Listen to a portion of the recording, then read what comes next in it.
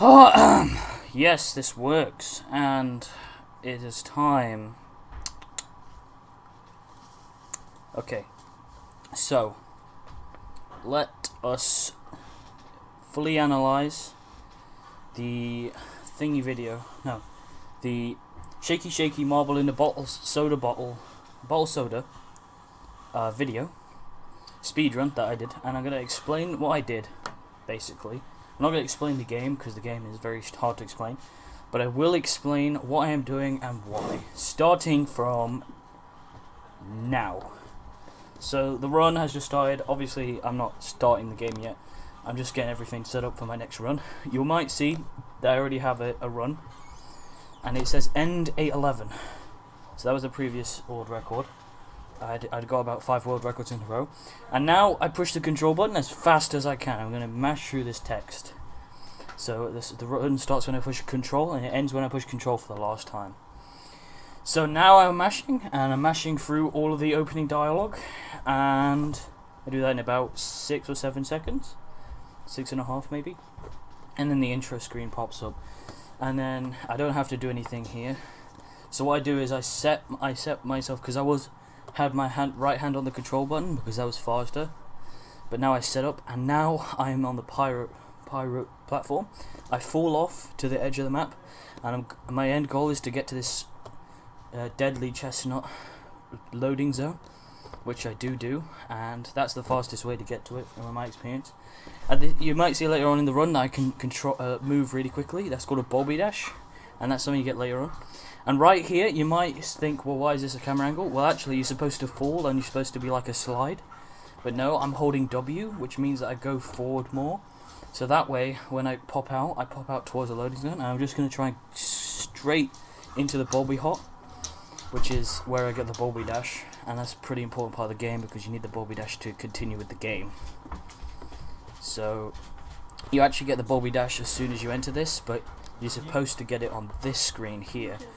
In which case I Bobby Dash to see where I am, and then make my way towards the like little pine cone thing where that opens that wall, and so I can go through the wall. I do save a little bit of time because I'm not exactly pro at that. And then I'm just going to go and try and go to this next one, which I turn into Nicolas Cage. I jump up into the secret warping zone, and now I can't do anything except for move. This is the Bulby Enrichment Center. And obviously, all 3 routes do the same thing, but the first one is a lot easier, a lot faster to get through. So you go straight ahead. You can't Bobby Dash here, which is a shame.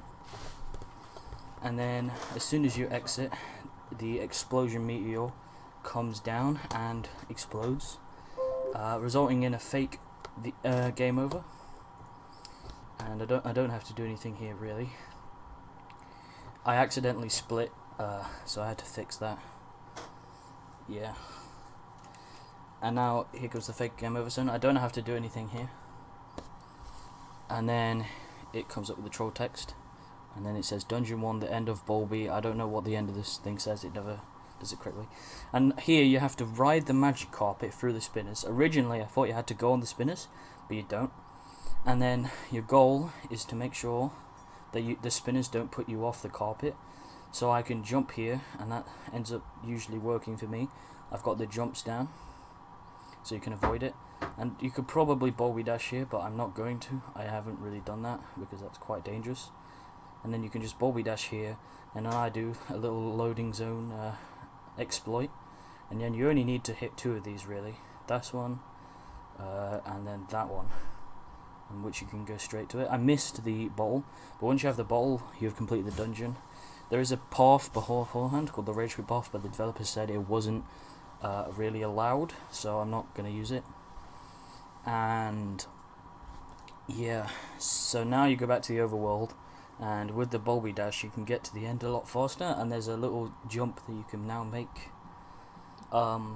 Usually you're supposed to get this on your first try, but I did mess up, which ended up costing me about 11 seconds.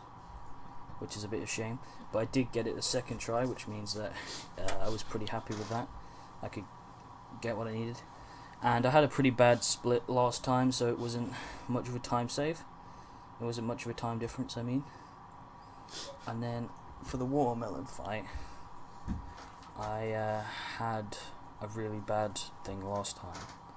So yeah, I'm just now Bowie dashing over to this area I couldn't reach before, and I have to left click in order to use the PSI Rawkin, which will activate the next boss fight. As you can see, that little bullet going towards it, and it knocks a watermelon out of the tree, and it starts the watermelon encounter. I split as soon as that thing falls as well.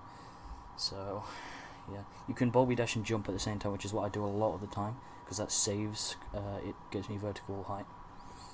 And now the goal of the boss fight, right? The boss only follows you in a straight line. So what you have to do is you have to try and get him, go to the corner, and then go on the little tree thing.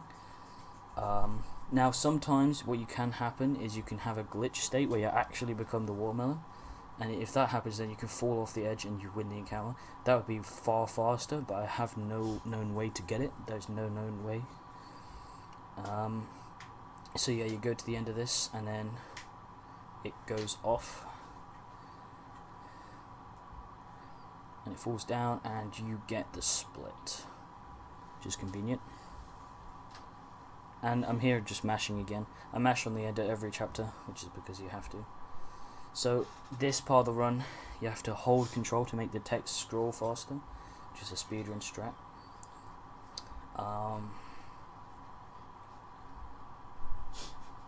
It's a very nice text. I like this. I like the whole game, but I'm mashing through it, so you don't really get to see anything. Just see all the madness. Now here, I can't really do anything. This is a really long cutscene, which you can do things. Basically, what are called black bobbies, I think, are moving through, and they are invading. And then the game was never finished, really, so the end is to be continued, but that's actually what it means. It was eventually going to be continued into like a Star Wars shooter thing, as told by the developer, but it never got that far. And that's Black Betty, apparently, and he's invaded your home. So here you have to go on this platform, and then I think his name is Scott. You have to go into Scott, and what I do is I Bowie dash into him, because that's faster, and then here you have to dodge the things as you go by, and then at the end there's like a weird ET thing, which you also have to avoid. No, you have to go into to continue the game. And I should go to the very edge. I've got some new speedrun stats, which will help me. Yeah, I was a little bit cautious because I was making good time. And there you have to fall off. You can stay on for a while, but eventually you won't be able to. And there's no point, it's just slower, because the actual game is to fall off. And here you get a nice Spider-Man cutscene, which is just actually pretty funny. But there's no purpose to it, and it just continues the game when you're done. So yeah. And then here we have a nice little cutscene. I don't have to do anything. When it said "Kiddie, wake up," I did have to push control in order to move on the dialogue. And I'm at 7:10 here. I'm getting pretty excited because sub 8. The developer believed it was impossible to get even a sub 15, and even a sub 10, even a sub 8 seemed impossible. And here I'm just mashing like crazy as fast as I can. It was a little bit slow actually near the end. So because I had been running this game for quite a bit, and by this point I was very tired.